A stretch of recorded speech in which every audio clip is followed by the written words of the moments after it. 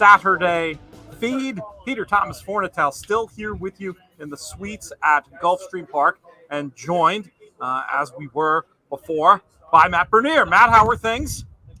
Hanging in there, Pete. Just going back and watching the replay a few times from the Fountain of Youth. And we've got a lot to unpack in a short amount of time. We still have some more races to go over as well. But between this and the big performance from Forbidden Kingdom, plenty to unpack over the next hour. No doubt about it. Well, let's put a pin in that. We'll definitely get back to those conversations, because right now, as we've had special guests joining us all day throughout the day, we've got another one lined up. We're going to bring him in now. Things on his resume include a top 10 finish at the Breeders' Cup Betting Challenge, but you probably know him from the fact that he's a legendary sportscaster. He's Kenny Mayne. Kenny, how are things, my man? Well, I just survived the inquiry of that last race. I'm glad everybody came out okay. It looked like horses and jockeys up and okay, so that was good. But I was on the 4 in due time. We made a big move. They never showed the replay, so I'm not quite sure. You'll have to tell me what your analysis of it was. Well, let's start there then. In live to the eye, there was some argy-bargy looking stuff, and I was very curious to go back and see the replay. What did you see when you TiVo'd it, Matt? Can you still use TiVo as a verb?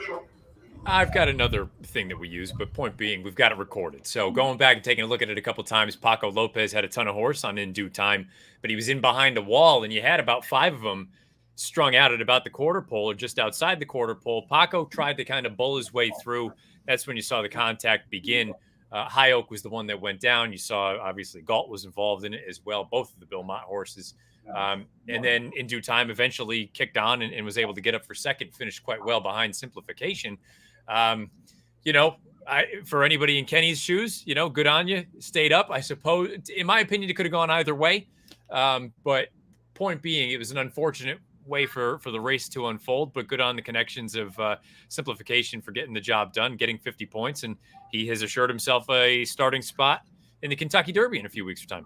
Yeah, and mine, talk about a horse on the improve, just coming out of allowance, optional claiming, I think it actually was. That's a big step up, but you could see the graduating buyers and had another big one. It sat in a perfect spot, but you're right. At one point, I think, Pete, as they were halfway through the turn, they're like 9 horses within 5 lengths of each other. I mean, it was packed. So, are you participating in the Ultimate Betting Challenge today, Kenny? And you still go with a chance? I'm in this challenge right here. I'd have to check my thing. I'm not broke. I'm not in the lead. Some character ran out. I don't know whoever that person is that has like 12 times more money than anybody. They must have hit a huge try or a huge exacta or something. But I've been up and down. I've twice picked the wrong horse at the last second where I put 2 horses together, in a trifecta, like I'll go 1-2 overall, 1 overall over 2, that kind. And then I picked the wrong one of my 2 to be my key show horse. So a couple of disappointments, but I'm still kicking here with a handful of races to go. That's a good position to be in. We're scrolling through the leaderboard now. We can see there has been a little bit of tightening up at the top of that leaderboard, and a lot of players who aren't afraid to fire at all in behind. Definitely all to play for in this year's UBC. Now, I remember when I interviewed you the last time, Kenny, after that big BC score, you used a kind of a different strategy that day where you did sort of a modified show parlay to build your big total. Was that strictly a Breeders' Cup thing, or is that a strategy you've used in other tournaments? The Breeders' Cup you're speaking to at Santa Anita, I was going to start that way, and then I bailed on that, and we did a separate show parlay with real money. Not that the other isn't real, but it seems like a plastic card. My code is 2958 if anybody wants to hack in. How can they, though? Because I have the card. Why are they even worried about that? No, we had the craziest day. Obviously one of my favorite because we did so well. 2 things were going. I was doing well in the Breeders' Cup, betting tournament. And then secondly, I had like 6 or 8 family members, all of us kicking in. I think we all started with $20, $50, and split $30,000 when it was all over. So those days are rare. It was pretty fun. I'm just having a great time, period. We've done, interviews with NBC, with you guys, with the track feed, something else, TikTok. I've never been on TikTok. I was on TikTok with Nick Locke. And just with his accent, just such an air of superiority. And no, good guy. I really love Nick. I've known him for almost 20 years. I don't know, a long time. And my daughter's in London, and he was sweet to us and helped give us some tips about, where to go and where to shop and how to be. And, so it's great to be back with old friends. Peter Rotundo here and his wife. Going to meet the baby tomorrow. I just was told there was a wedding, right? Just this week. Thursday night, was it? Indeed. Acacia and Miguel, and they're going to present the trophy for the Here Comes the Bride stakes, which is next, and that was named before anybody knew they even liked each other.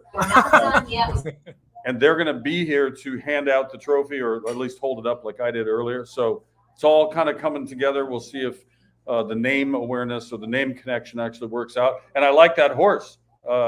Leah Marina is probably my pick in this race. The horse I was going to bet, I've already forgotten its name. Diamond Wow, the 3 was the horse I was going with, a little longer odds. But unfortunately, that one scratched out. So we have 1, 2, 3, 4, 5, 6, 7. We got a pretty full field. Kenny, do you have a specific wager you like to kind of get stuck into when you go to the track, or are you somebody that'll play a little bit of everything? I like wagers where I win, whatever that one is. You and me both. Yeah. No, I mean, doesn't everybody like trifectas? Like, I play rightly or wrongly 2 different ways on the tries. Either I love a horse, and sometimes I'll just buy the rest of the field, right? Like, say, like the one horse, you go 1 all, and you hope to get lucky. Or sometimes you pick 2 and try to combo them. I think it's really hard to isolate and say, these 3 have to be there, and you don't buy the rest, because just weird stuff happens. It happens almost every race. We had at the top of the day, the first bet I hit, going back to race 3 here, the first stakes race at Gulfstream, we had like a 2 to 5 horse that ran off the board, and a lot of us were betting against. Why not? And in that case, we were successful. Always good to catch in that situation. Oh, wait a second. Who's that? This guy. Hey guys. An unexpected guest. What's going on, Dick? I figured you don't see enough of me. So I thought maybe you'd like to see a bit more. Is it helpful to have the light behind us? Just the backlighting. We're just throwing some backlight on us. Side story, I met Luke Wilson, as did he, the actor, one of my favorites, and one of my favorite movies, Royal Tenenbaums, and one of my favorite scenes ever, where he's playing at Wimbledon. He's the tennis player in that movie, and he mails it in. He takes off his shoes, sits down on the court. He has sort of a little life crisis over there. Long before Antonio Brown. But I got to talk to him and tell him how fond I was of his work, and that was kind of a thrill. Fantastic. Nick has some history on the stage as well. He's rubbed elbows up there with some folks people have heard of. Out of the leading cast members in the school production of The Taming of the Shrew in 1994, only one of the leads is nominated for an Academy Award this year, and it's not me. No. Well, let folks puzzle that one out. It shouldn't be too hard. Shouldn't be too hard to figure out to whom we are referring. We've got 3 minutes to this Here Comes the Bride Stakes. You mentioned the Clement runner who goes with a big chance. What a winner's circle celebration that will be should they get the job done. Matt, what did you think? Who were you going to put forward in this race? Yeah, I was on the same horse, and I don't know if that's a good thing or a bad thing with how cold I've been today. But from the outside, Leah Marina hopefully can clear off and establish some kind of an early position. This is a filly that's got enough early foot that she's not one that has to go to the front, but she's also not going to come from 15 out of it. I like that she can be up in that top flight, hopefully work out some sort of a trip where she won't lose too much ground. And again, the price is, I think, totally fair at 4.5 to 1. When you take a look at some of the other runners in here, I think she has every right to take a step forward in her first start off a little bit of a layoff, but the figs that she earned as a late 2-year-old would be relatively competitive in here. If she improves at all, I think she's in with a big chance. All right, here's what's going to happen right now. I'd like to offer you a view of our window, and I'll be right back. I'm going to bet. I was going to ask, does he need to bet this in the Ultimate Betting Challenge? Oh, another unscheduled guest, the man himself, Peter Rotundo Jr. How are things, Pete? You having a good day? Things have been going good, yeah. I mean, thank God everybody was good after that last race. That was scary, but that's all that counts. Good fortune. Yeah, but Shona, my wife, as you know, my wife, she's been my racehorse, and Edge Racing, there's the syndicate above my. So Forbidden Kingdom wins. In due time, hits the board. So going to Vegas for second. We got a lot of action. Looking forward. Yeah, I would imagine there's a lot of happy people in the My Racehorse world right now. That Forbidden Kingdom put up a performance now. I wasn't paying that close attention to the clock, but visually something you could dream on. I would imagine they're pretty excited right now. No doubt. So excited. All right, Kenny's coming back, but we're all in on the Clement angle here. I mean, I've seen too many of these. It's all Clement. Love it. Is this one, Kenny, is now, it is theoretically possible some of your competitors are watching and going to use this information against you. But from a betting point of view, how exactly did you approach this one? Yeah, I'm wondering the same thing. Where do people ever put out bad information in order to influence? And that you never know. I'm going to tell you, this is the race at Gulfstream that I probably studied the least. And then we got caught up in some other things, so I still haven't given it the due process it deserved.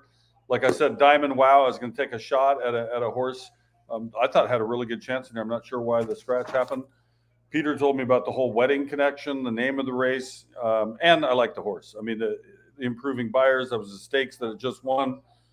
I'm going to give it a shot. It's outside. I hope it breaks well. It's now 4 to 1. So we got win, we got trifecta, and we got heavy show just as the backup. Try to stay alive in the tournament. And then if I'm successful, or even if I'm not successful, actually, I'm going to continue to bet. I mean, that's what it's all about, really. Is there anything later? We'll let you go after this race. When they go into the gate, we can let you get up around the important business of betting and whatnot. But I don't want to let you get out of here without a chance to talk about some horses later that you're planning on betting. Yeah. I'm taking a wild stab on Spielberg in the Big Calf. That's a horse who people thought really highly of early on, right? Had some success and some disappointments. I'm not saying it's going to win. I think it's going to be up there. I think it's going to tune up and be right. don't bet your mortgage. Bet responsibly always. But I just have a feeling about that horse. I've seen enough good things that on a good day it shows up and can do well, and I think the odds are going to drift on it. Kenny, you're somebody who understands the sports betting world. What do we need to do? We've seen the size of that market. What can we do to show people in the sports betting world what a great gambling game horse racing is? Yeah, I mean, you take people to like literally one by one. I've taken friends who've never been. When I was shooting the show, the Main Street show, and all my actors that were in that, we were shooting in LA, and a bunch of them had never literally been to a track. We took them to the old Hollywood Park, which is no longer there, and it was like giving a 101 to your friends, you know. And you don't have to bet a lot of money, and no matter what you're doing, you shouldn't either if you can't afford it. But you can go out and have a really fun time with $10. You know, if 4 people bring $10, you got enough money to make it through the whole card, right? You all pitch in, pick a number, pick a name, learn how to read the form. You know, it's sort of like instruction. And I think they also kind of get into the whole pace of it, the excitement of it, and the beauty of it.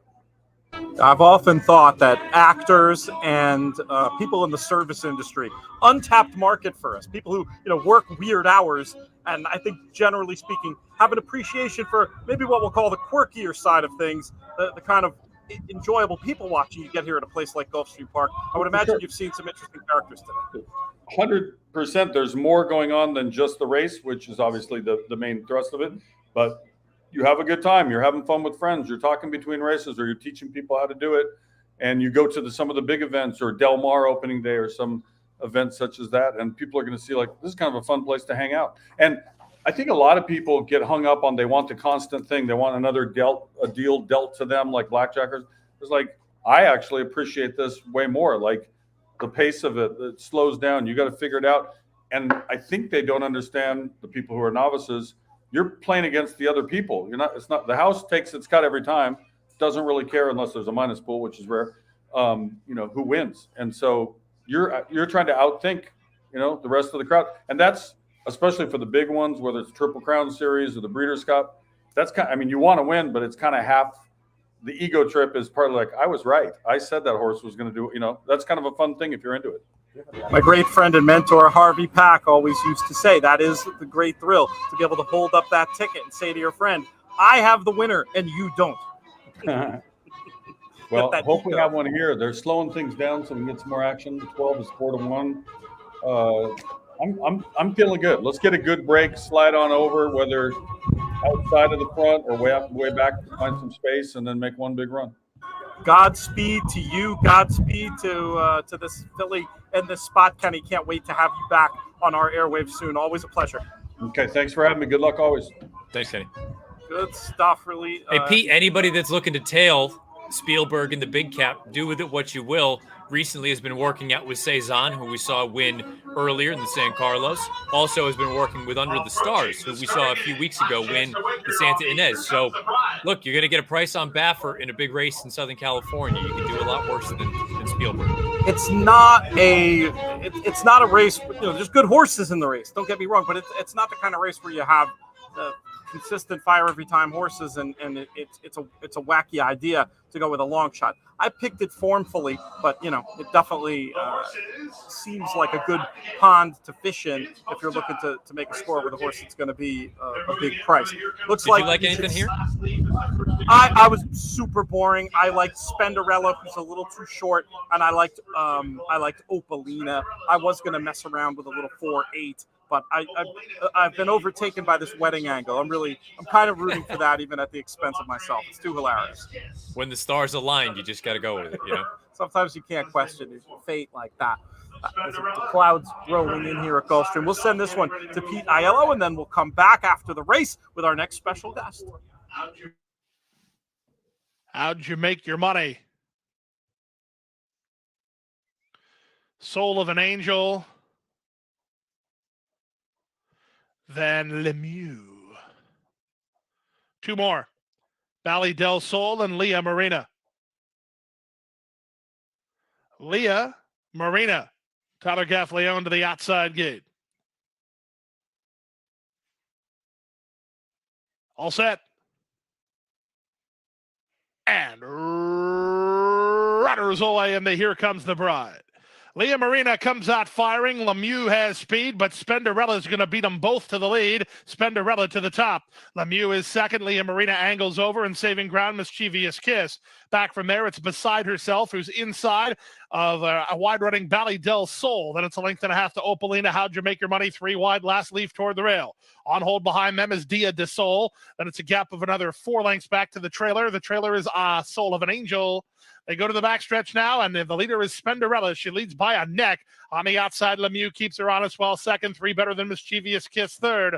Up fourth and Leah Marina, red cap about 5 lengths behind. Beside Herself is together with Bally Del Sol. Then it's a length and a half to Opalina. How'd you make your money's on her outside? Last leaf is toward the rail. On hold from behind the speed is Soul of an Angel, who's last of all as they make their way to the 4-turn run.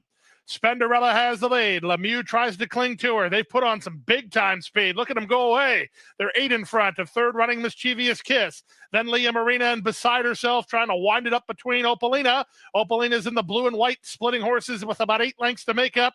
And Spenderella is still under a hand ride. Off the turn in the stretch drive, Spenderella has the lead by 3.5 lengths. Now Mischievous Kiss plays her hand down the center. She's trying to make up 5 with 1/8 of a mile to go. Opalina's flying on and out kicking the second horse. 1/16 of a mile to go. Spenderella has no dangers. Spenderella proves her maiden victory was the real deal. Opalina fast closing second. Mischievous Kiss third. Last leaf is fourth.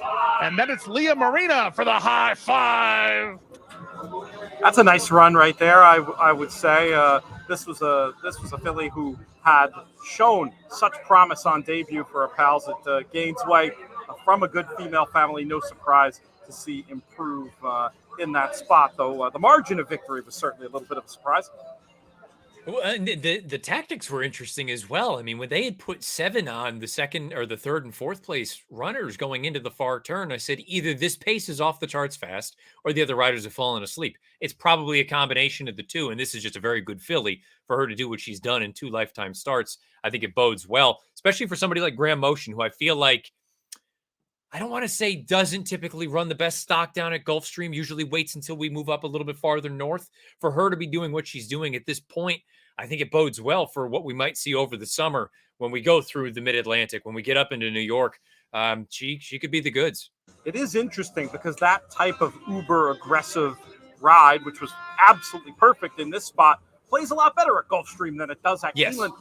Maybe Graham Motion's, he knows what's up. And maybe that was part of the reason why he got a little aggressive in the spotting here and the tactics. We'll see. Hopefully she continues to develop. She's pretty cool, I think. And Opalina ran her nice race to be second in that spot. We don't get the winner's circle photo we were looking for, but it'll still be pretty cool to see the team from the other night down there. Yeah, no doubt about it. And congrats to the newlyweds. It's always fun when there's a wedding, and especially during a big week like this, so many people in town for the event anyway, and the fact that everybody's down at the track still, it's always fun. Weddings are always a good time. My hour off, I actually went down and popped into their little arrangement here, and I have to say these people know how to have a good time, and the Courtneys, they know how to throw a party. So we had an awful lot of fun the other night, and also catching up with everybody today. Okay, let's pivot. We got a lot more racing to come. We're here for another 35 minutes or so. And then after that, of course, there'll still be a bunch of grade 1 racing from Santa Anita. We got a couple more special guests lined up, and we'll bring in the next one now. If you were watching the ABR portion of the feed, you've already seen her today. Like us, she's working double duty. You've also seen her recently doing great work promoting Sam Houston Race Park. She is Jessica Paquette. Jessica, how are things? Everything's great. How are you guys? A little New England moment here. This is nice. Yes, it's not as nice as Florida is, but a little bit of solidarity. And I feel like, I think you had talked about it the other day on Twitter, the idea that it's almost like fool's gold for us this time of year. Tricks me every time. Yeah. Every time. You get some really nice weather. You feel like it's time to get the shorts out. And then all of a sudden the snow shows up. That's New England in a nutshell. So let's get back to something we were talking about a minute ago, specifically the horse Forbidden Kingdom out there at Santa Anita. How impressed were you with that performance, Jessica? love to see it. Just love to see it. I mean, I think there's like a really universal unifying thing. Like we're all Mandela fans, right? That's the one thing. Like no one's going to complain on Twitter on anything. Mandela has a great one. Fantastic. Let's go all in. I love the idea of him having a really, really special 3-year-old, and he looks really, really special. Yeah, there's definitely a performance visually that looks like you could dream on it. Of course, I always try to. One of the hardest things coming on right after the race is, I wish this was 36 hours from now and I had my figures in front of me, and you could really start to put things into context. But horses don't know numbers. Like they don't know what kind of buyer they're going to get assigned. But watching that horse's body language and his little ears like this the whole time, like that's all you really need to see. He looked like he had plenty, and you refer to Mandela, and he is such a consummate horseman. And that was pre-race why I was saying, in the hands of another trainer, what I saw on paper for Forbidden Kingdom suggested that this was a runoff. But I had a feeling that the master would get him to settle down and give a good accounting of himself, and that's certainly what we saw. How impressed were you, Matt, overall? How good do you think this one is? Well, I mean, he was fantastic. I'm still unsure about, is there a reluctance to sit off of a target if he needs to? But to be honest, if he's this fast, he's probably not ever going to encounter any kind of a target. So for just trying to put it in perspective a little bit, and, we've got some time. There's still more races to be run on the main track, but most of Santa Anita's races are run at different distances today. So I'm sure it's going to be a little bit difficult. His opening quarter was 22-3. The opening quarter of the San Carlos for older graded stakes sprinters went 22-3. The half mile was 45-4 for Forbidden Kingdom. They went 45-2 to the half for the 7/8 sprinters. 3 quarters in that 7/8 race went up in 10-2. Forbidden Kingdom went 10-2 himself, going a mile and 16th. So it's kind of hard to argue anything other than he went fast. The final time, a little bit on the slower side, but that's purely a matter of you'd expect that going that quick early on. I thought it was a fantastic performance. I'll be very curious to see what shows up in the Santa Anita Derby, because presumably that's where he's going to show up in his next start. Does Messier show up there? Does somebody else show up there who's got some other early foot to go? But I got to be honest, I don't know if anybody can go that fast and carry that speed. He's so quick out of the gate, and he's like for a horse that looks like he has the kind of stamina that he has, he's really quick and catty. The thing I liked most was watching him gallop back. He was not tired. I think that even the slow closing fractions were really a case of he just wasn't being asked at that point. And I really like people. I think are very, very quick to sometimes go to the trope that they could have gone faster when they don't see the jockey's hands moving, right? But when you couple the jockey's hands moving with the equine body language, Jessica was noting before about the ears up, having a good old time, and then you notice that they come back and they like the horse that we saw before here, Speaker's Corner, that I noted I wouldn't have known from my perspective. Obviously, I'm not close to the horse, but from my perspective where I was, you could have told me he was on his way to the gate, not on the way back from the race. You put all that together, and I'm a little more willing to buy into that he could have gone faster narrative. Do you buy that, Matt? Pete, also, just to try to put it into perspective a little bit more, when you take a look and see where the horses nobody was really all that close to him, but the horses that were relatively close, Armagnac, or however you'd like to pronounce it, the Baffert horse finished up the track 6th, beaten about, 20 lengths or so. Doppelganger, who tried to make a little bit of a run at him, he was well beaten. San Manuel, you can win a BMW M3 quite clearly. Or up to also, Craig's on it. For the final stretch run, I mean, there was only one horse that finished faster than him, and that was Doppelganger, and he only finished, 2/10 quicker. I mean, we're talking about a horse that wasn't really slowing down at the end of it in the grand scheme of things. It was just for someone who was skeptical going into it, I was taken by the performance. I thought it was really impressive, and I'll be fascinated to see how far he can carry this speed, because if the distance doesn't end up being the thing that gets this horse, it feels like, the sky's the limit. In a Triple Crown trail that's been a little light on star power, we might have some in Forbidden Kingdom. I want to reflect on the Fountain of Youth as well, but with 1 minute to go at Santa Anita, let's talk about this race first, at least quickly. Jessica, did you have a chance to have a look at this race? Peter, I always have an opinion. I can always find one. Don't you worry. And I do. I'm actually going to take a big swing with a long shot. The favorite looks pretty formidable here. Honey Jar, sure. Her last race was good. Speed of the speed, all makes sense. Ever Smart, I think, is really kind of a fascinating long shot. Came back off of a layoff, really ran very well. 5-year-old mare, like, you couldn't ask for a pedigree that I like more than Broken Vow out of a Smart Strike mare. I mean, like, can I just take her as a sport horse if she doesn't want to do this? There's a stall ready. But it's I'm kind of looking at like trainer, owner, breeder intent here. Like, she's a homebred for these folks. Clearly she had some problems, obviously. Like, she's had some big layoffs, but to keep persevering with this horse, they must think pretty highly of her in some way. I don't know. I think she's kind of interesting for Drysdale, second off of a layoff. I bet she's even sharper this time. Good, some good thoughts there. What you have any thoughts from a wagering point of view, Matt? Yeah, I took a little shot with another big price with Aloha Kitten. I like speed going longer, turning back, going down the hill. I'm always a fan of. This is a filly or a mare. She's 5 at this point. She's probably going to get outrun a little bit early on, but I think she'll have the stamina. This is the first time they've actually taken her down the hill. And, I feel like that's another one of those tools that you throw in the back pocket. If you're having a hard time deciphering things, speed going longer, typically you're going to get a little bit outpaced early going down the hill. But if you can stay within shouting distance, having that bottom as they cross over the dirt and hit the top of the lane, that can really be an advantage. So I'll take a shot with Doug O'Neill and Daisuke Fukumoto, who really rides very well up at Woodbine, and he's holding his own down in Southern California so far at 17, 18 to 1, something like that. That's a serious price. I'll tell you, Aloha Kitten has some wise guy support in another corner, who from a man will be joining us very shortly after this race. Frank Scattoni in his write-ups over at Santa Anita made Aloha Kitten an A as well. Honey Jar being his other A. Listener, I say listener habitually as a podcast guy, viewer Mitch puts up 5-11 in this spot. We're going to throw this to Frank Miramati. Jess, stick around if you're game, and then we'll bring in our next guest, and we'll roundtable these grade ones a little bit later at Santa Anita. But yeah, we'll send it now to Frank Miramati for the call of the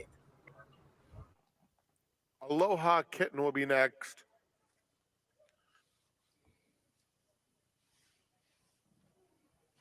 Here's Zydeco Mama. Christmas Surprise.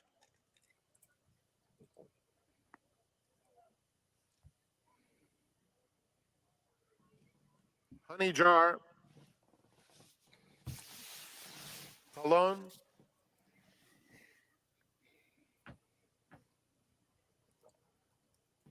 Ultimate High will be the second last to load.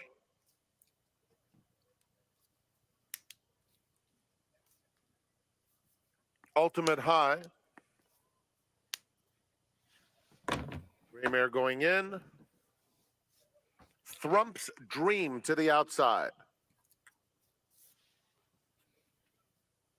Thrump's Dream walking in. All set. And they're off. Honey Jar is very fast away from the gate. So too Aloha Kitten, flashing plenty of early gas. And there's Menda Mill up to take the lead. Another Eddie moves through on the inside to take second. That's Amare, moves up between rivals. Down on the inside comes Ever Smart. Taming the Tigress is racing in mid-pack, followed at the rail by Ultimate High. Christmas Surprise racing on the inside of Thrump's Dream. Then at the back of the field, there's Zydeco Mama and Cologne. Down the hill they go. And it is Menda Mill dictating terms. Leads it by almost 2 lengths to Honey Jar in second. Then comes Thrump's Dream getting back into the race third. Another Eddie is down along the inside. Christmas Surprise in the blue cap is wide. Also in the mix is Aloha Kitten as they cross the dirt. Menda Mill, Honey Jar coming back smartly, and on the outside of them, here's Thrump's Dream. Honey Jar, Thrump's Dream. That's Amare is finishing well on the outside too. And from the back of the field, Cologne is starting to roll late. A 16th to go. Honey Jar, Thrump's Dream. Outside, that's Amare. That's Amare or Honey Jar. That's Amare gets up to beat Honey Jar.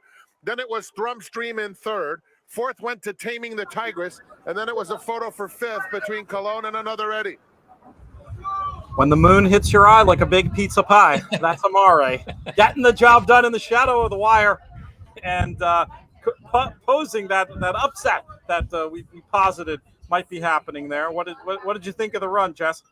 I think it was a great race. The one that I liked, really just kind of a nightmare trip, just kept getting shuffled back. Made a pretty decent run, enough so that I don't feel entirely dumb, but a solid run. I thought the favorite was a little vulnerable. I just didn't get to the right spot. Matt, anything to add? No, but I believe Rispoli, the winning ride, and it sounds like he may be headed east after. Fascinating. There are rumors about Rispoli heading east. There are rumors about Flavian Pratt heading east. I wonder if either of those gentlemen find themselves at Colonial Downs this summer. Lots of turf to ride there. Best turf course in the country, right? Pete, we talked about the fact when Chad was riding Pratt as much as he was, that it felt like it was just, and this is just, I don't know if it's official, but it's been talked about. It felt like that was a natural sort of progression. No disrespect to the West Coast folks, but I mean, when you've got a rider as deft as Pratt is on the grass, and you've got a trainer like Chad Brown on the grass, it feels like just a perfect union. I didn't prep producer Craig for this, but I think we can do it. Can we do a 4-shot here, Craig? Can we bring our next guest in? Yes, there he is. I referenced him moments ago.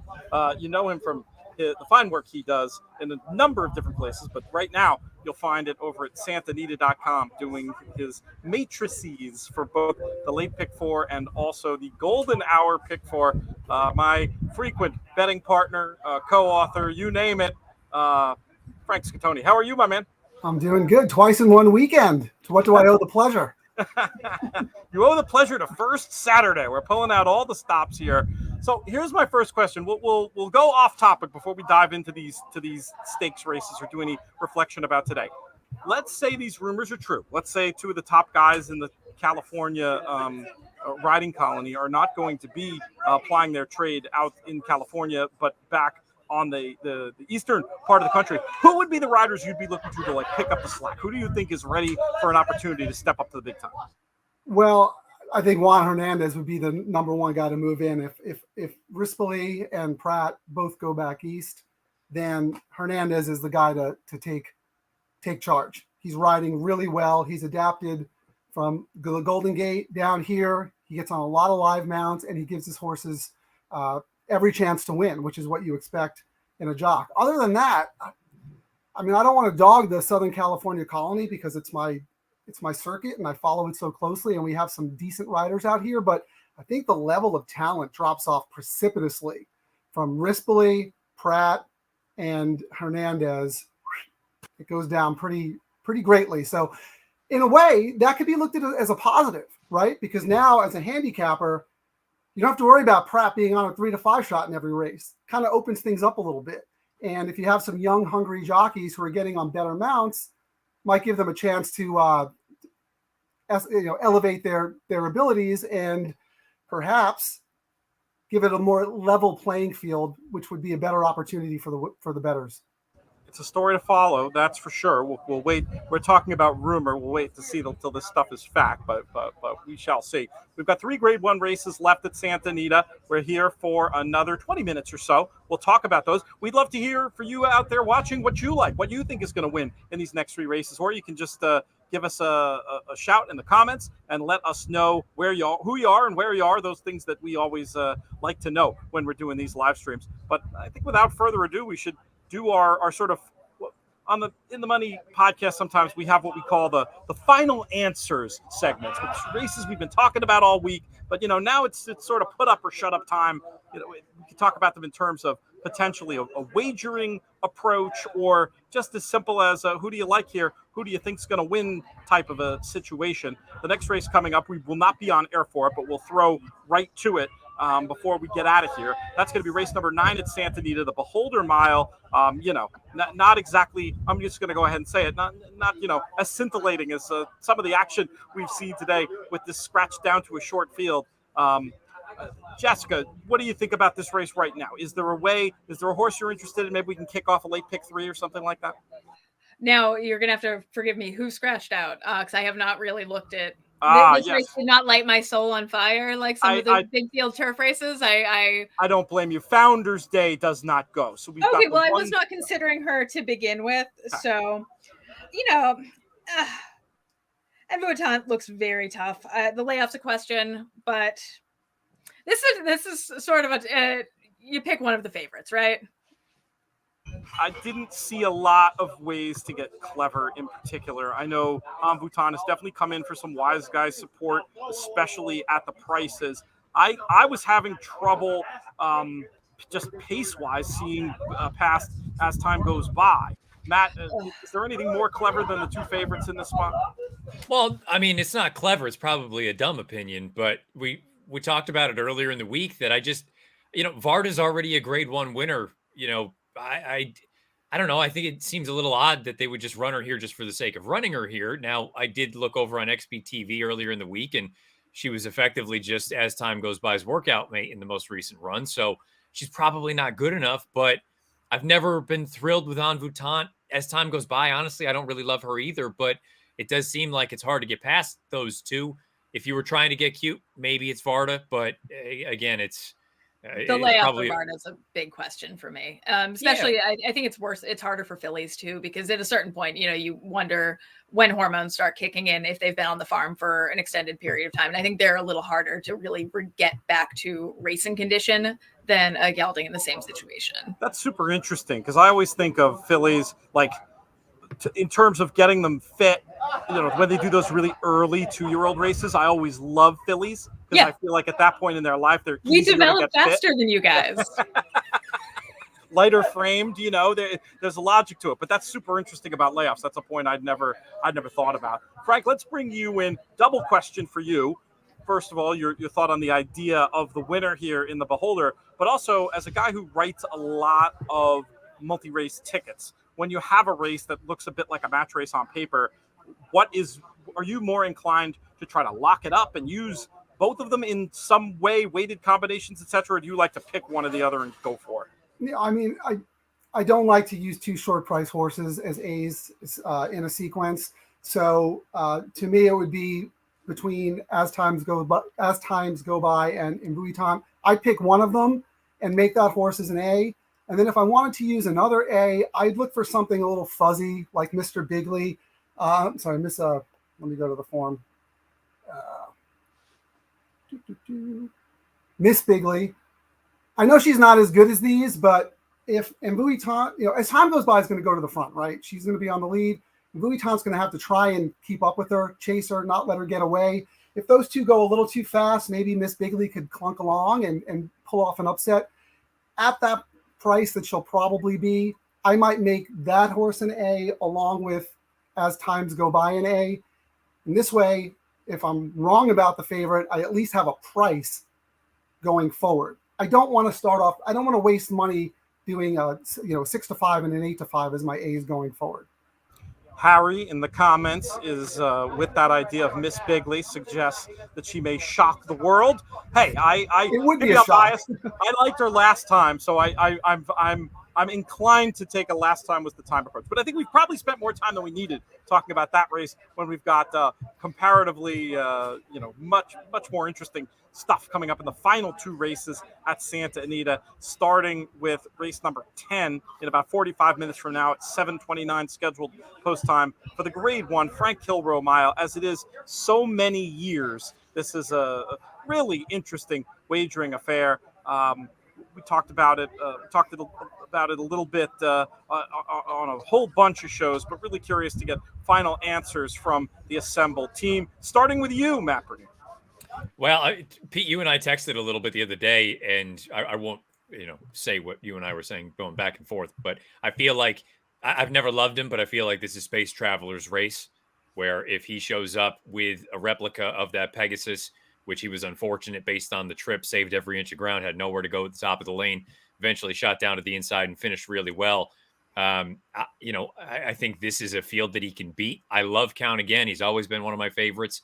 And there are other good horses in here. I don't want to make it sound like, I'm saying this is just sort of a walkover field, but this feels to me like if Space Traveler does what he's capable of, he should be right there at the wire. It's a matter of timing the ride and hopefully you get a clean trip. I'm with you. As you know, there's been some other support for this one as well. I know that Naomi Tucker made this one a key in a lot of her stuff today. Let's bring in the rest of the team here and see if the support continues. As my hat nearly gets blown off my head, literally. Jessica, how about you? Is it as simple as Space Traveler in the kill room? I think in theory it could be, but I'm going to try to be a little bit clever here. I like Tell Your Daddy, gets Johnny V aboard, and on a big race, on a big day, on the turf, there is no one I would rather have than John Velasquez. And I think this horse showed last year he can be a grade 1 type of horse. This is a stretch for him, but I don't think Tom Morley ships a horse across the country, to take in the sights at Santa Anita. This is a horse that obviously, like, shipping a horse that far is a big ask, and a good horseman wouldn't do it unless he thought he could win. Frank, how did you break this one down in your analysis? Yeah, let me just comment on what Jessica did. She makes a great point because I don't think Tom Morley has really shipped any horses out here, maybe outside of Breeders' Cup, I think. Yeah. So when a trainer like that takes the time to ship a horse out here, that horse is very, very well intended and should show up. That being said, Pete and I, we talked about this when we did the All Turf Pick 5. I think this is Space Traveler's race to win or lose. Tough trip last time in that Pegasus World Cup Invitational turf. Had to shuffle back, was never really comfortable, had to wait for room into the stretch. I think if that horse shows up today, he will be the one to beat. But, I also give Count Again a big shot, and I also give Subconscious a big shot. I think watching the replay, Subconscious had a perfect trip and probably should have won the race. But in retrospect, I think he might have been a short horse. Mandela was probably pointing to this spot. If you look turning for home, it looks like the horse is loaded. And it was just waiting for the jock to shake up the horse and have him scoot away and win the race. But instead, he kind of like lugged in a little bit and just got tired. So I think that horse could run a big race. And because he just lost in the Thunder Road, people might forget about him. So I'm looking at Subconscious to run a big race at a potential overlay price. I do think Space Traveler is the one to beat and is my number one choice. And then again, I like Count Again because this horse's finishing times are so good. This horse just levels out and takes off. And I think he'll get a lot out of that last race in the Thunder Road. I'm looking to play Count Again and Subconscious and Law Professor in exactas and tries with Space Traveler. There's a bunch of other ideas that you guys are putting forward that make a lot of sense. I may work some savers in there as well. It's a pretty darn interesting race this year in the kill row. And let's talk about this final grade. Before we pivot, just for what it's worth, based on the doubles right now, it looks like Space Traveler could be a pretty heavy favorite. Yeah. Okay. Well, the dreams of the price are out the window then. Well, that brings up the question. Okay, especially with this horse, the more the horse is in terms of odds, the less I care about this. But Jamie Spencer is a brilliant rider. He brings the finish out of a horse like nobody else when you're going on one giant wide turn, or even better, no turns at all. Give them to me in a straight mile at Ascot. He doesn't have the best history, in my opinion, of taking his talents to our shores and riding tight two-turn configurations. Now, again, at a price, I don't care. As the favorite, I start to say, look no further than the last race for some examples of what we're talking about here. Does it concern you at all? I think I could see somebody arguing, as you did the other day, Frank Spencer, as a positive. I could see getting a little bit nervous about it. Where do you stand specifically on that issue, Matt? I agree with you. At a super short price, I'm not really particularly interested, but the fact that he wants to ride this horse back tells me everything. I think he thinks he probably could have won that last race if he had a better trip, and now he wants to make amends. So to me, I think it's a huge positive that he bothers to come all the way out to California to ride the horse. That being said, Matt said he looks like he might be the prohibitive favorite. Then I'm a little less interested in a big full field. I would look more towards Subconscious or Count Again as a win bet. As far as the pick 3, I would use Space Traveler, but then I know to double, triple, quadruple my increments if I'm using that horse in my pick 3. Where do you guys stand on this, specifically the jockey issue? A positive, a negative, or indifferent? Jessica, we'll start with you. At a short price, if you're trying to find any way to talk yourself off of a short priced horse because you want to find the most bang for your buck, right? At this level, these are grade 1 riders for the most part. I'm not going to look at any of them as a huge deterrent, but I'll pass on a short price. I think with the turf riders you have in this race with Flavien Prat and Johnny B, you're getting guys that have shown they can really convert to the American style here. What's your final answer here, Matt? We've been talking about this all week. Yeah, and to be fair, the Pegasus trip, maybe I'm in the minority. I just don't think it worked out. I didn't think it was like a butchered ride. No, not at all. I agree. Yeah. I agree, Matt. I agree. It was unlucky, and you kind of have. Maybe I'm being unkind. I just feel like I've seen it so many times. But maybe, it's how many grade ones have you ridden in? The next will be my first. I'm just glad this is in Arlington Park because he has a history of getting DQ'd there. Hasn't he? In several big races. Yeah, it would be one thing if the horse was just, out to lunch, lost every inch of ground, and that was the reason the horse didn't win. Saved every inch, just got caught up in behind the wall. And then he did a good job, actually, to find that seam down on the inside, and the horse kicked at the end. I guess it's the danger of a horse like this that you're just going to be at the mercy of pace and trip. You always are. And especially with European riders who I think, I shouldn't say that. I think it has more to do with the instructions of the connections of get in there, get pocketed up, save some ground, and then try to unleash a kick. The other thing about this horse, and I guess it's a long-winded way of saying I'm just going to try to play doubles into him as opposed to bet him to win. This will be the second start with blinkers. And I thought he was, to me, that version of him in the Pegasus was the best we've seen here in the States. And if he can replicate that here, while I respect Count again, and I respect some of these other horses, I think, again, kind of to Frank's point, I think this is his race to win.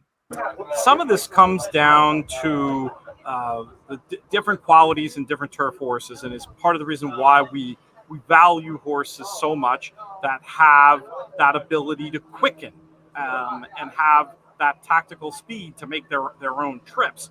In European racing, you'll hear it characterized as horses that are what's the bit? I'm actually spacing on a very common term, but the idea is that you're more of a grinder and a lengthener as opposed to a quickener, right?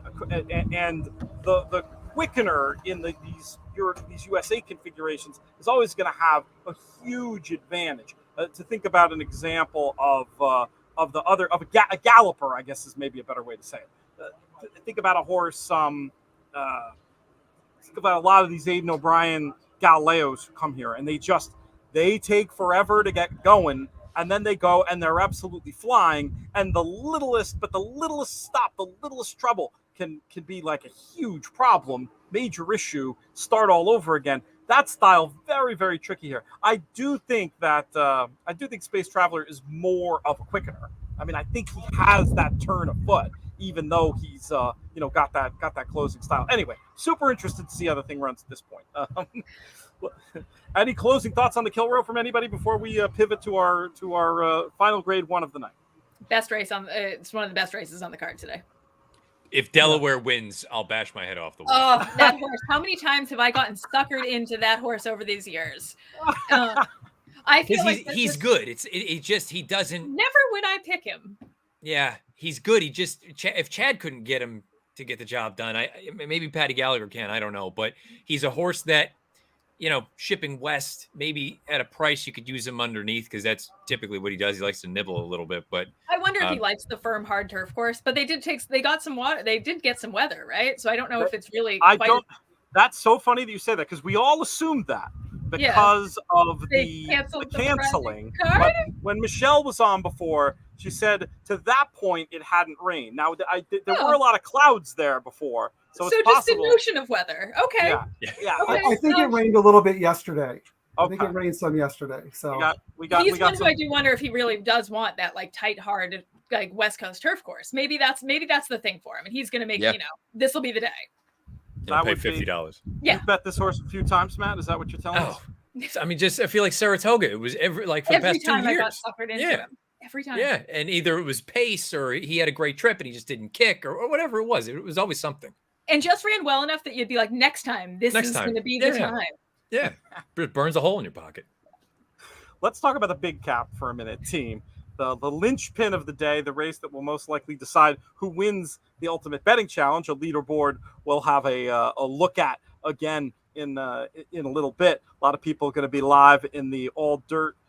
We were talking about this before in the Coast to Coast All Dirt Pick 5. The sweat that you have if you're alive for this. There's a lot of people pacing out there, I think, who have live tickets. The big cap, 1.25 miles, obviously. Super interesting to me, potential matchup. I was very boring in that I saw it as a match between Express Train and Stiletto Boy. Frank, how did you end up grading this thing out? I had a really hard time with this race only because it was one of those races where I went through every horse, and to me it came up to like, all right, who has the less negatives? I don't think this is a particularly strong field for a grade 1 of this caliber. That being said, I made my A's number 3 Warrant and number 6 Express Train, and I'll tell you why. Express Train, obvious, right? I mean, the horse is very good horse, very classy horse, but I'm a little concerned about the 1.25 miles. You know, his best races have not come at a 1.25 miles. He likes to be forwardly placed, and if you watch those other races in the past, he just kind of idles the final 16th. He's not really a stayer. He's certainly good enough to win based on class and the fact that I don't think this is a particularly tough group. So I feel like you have to use Express Train. And then I just decided to go take a shot with Warrant as sort of the new face in the crowd. Again, we talked about horses, trainers from back east shipping horses out here. They're not shipping them out here for fun, for the fish tacos. Brad Cox, as we all know, is a very good trainer. He gets Pratt to ride. There's nothing great about this horse's form. Like, you look at the form and you say, okay, well, is he even fast enough? But he's a lightly raced 4-year-old. He's making his second start off the form cycle. I don't think we've seen the best of this horse. I don't think we know what this horse is capable of doing. So in a field where I have knocks against everybody else, I would take a shot with a horse like Warrant. You're getting the best jockey in the colony to ride. And I think the favorite has some distance questions to answer. So that's kind of how I see it, but I do not have a strong opinion in this race. If I were alive to those 2 horses in the last race for a lot of money, I'd probably be looking to see where I could hedge because I don't have a lot of confidence, but that's kind of how I see it. With Warrant, though, you also get the American glam metal hunch play aspect, Frank, which I know you deep. Heaven isn't too far away. Matt and Jessica have no idea what we're talking about. Oh, yeah. You guys are too young to remember hair bands of the 80s. Jessica, how do you see the big cap? I mean, Warrant. Kind of for all the same points. He's done nothing wrong. I like the idea of letting these offspring of Constitution actually race past 3. I think they're horses that will really fill into themselves and get better as they get a little bit older. So I think the best is yet to come for this horse. I am also an admitted shameless East Coast elitist. So why, Paul? Why not? That Parks form to the big cap. Why not? Some interesting ideas here, I have to say, making my opinion look dreadfully boring. Matt Bernier, what's your final answer on the big cap? Well, so I'll continue on the Warrant front. Pete, I mean, when you and I talked about the Louisiana, I said I think Warrant is probably the only one that you could try to get cute with if you were trying to beat Mandaloon and Midnight Bourbon. I don't know if you want to use that Saudi Cup as a positive or a negative for Warrant. That's another story for another day, but he feels like the kind of grinder that I think he'll see out the 1.25 miles. If you've got questions about anybody else in this field, which to everyone's point, it's not a very strong field. Maybe you don't have to be a superstar to win. Express Train, I feel like if 100 buyer is going to win the race, he'll win. I feel like that's what he is. He's going to run 100. He's very consistent. He's a likable horse. I agree about the 1.25 miles. I'm a little bit dubious. I think that's really stretching it a bit. But I landed on Stiletto Boy.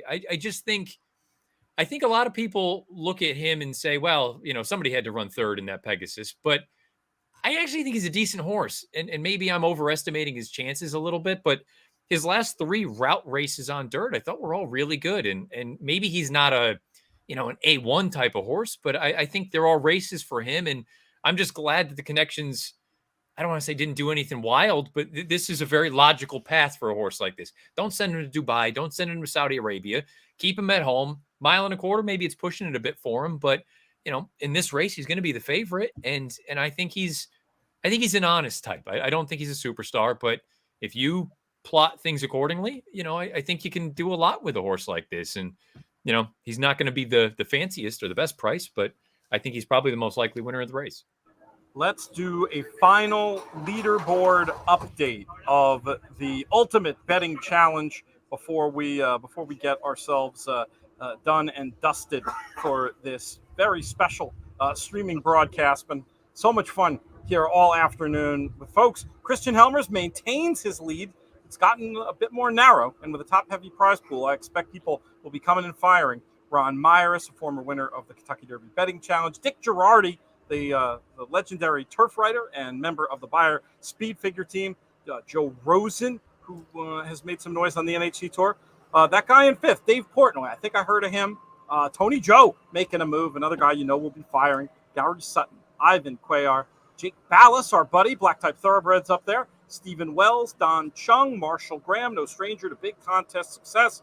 Michael Klatipis and Ken Seaman. Ken Seaman, a very interesting wise guy candidate to be the best tournament player around the number of years that he's had. A bunch of other big names up there as well. Darren Schweiger, Rich Averill, horse owner, Todd Cady, Ross Gallo, who's a very well-known tournament player. We lost his brother, Randy, who's a great guy, great tournament player, and a guy who was one of our best interview subjects, I'd say, Frank, when it came to the book we did many years ago, what was it called? It was called 6 Secrets of Successful Bettors, that one. Yes, that's what it's called.